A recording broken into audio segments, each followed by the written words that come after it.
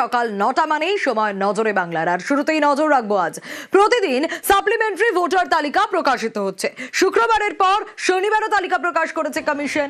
শনিবার রাতে তৃতীয় সাপ্লিমেন্টারি তালিকা প্রকাশ হয়েছে। আর এই বিষয়ে আরো ডিটেল আপডেট নেওয়ার চেষ্টা করি। প্রীতি রয়েছে আমার সঙ্গে। প্রীতি, এই তালিকায় কতজনের নাম রয়েছে?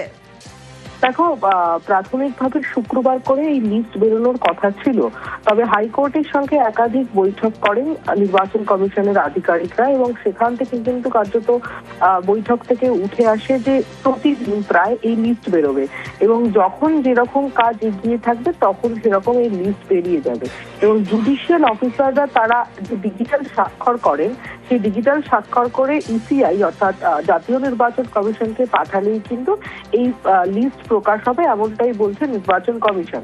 তোমাকে জানিয়ে রাখি যে এই লিস্টে অর্থাৎ তৃতীয় লিস্ট যেটাকে বলা হচ্ছে, এখানে প্রায় 2 লক্ষ মানুষের নাম রয়েছে এবং 2 লক্ষ মানুষের যে নিষ্পত্তি সেই নিষ্পত্তির কিন্তু নাম বেরিয়েছে এই লিস্টে এবং প্রতিদিন এখন এই লিস্ট বেরোয় কিনা সেদিকে আমাদের নজর থাকবে। বেশ।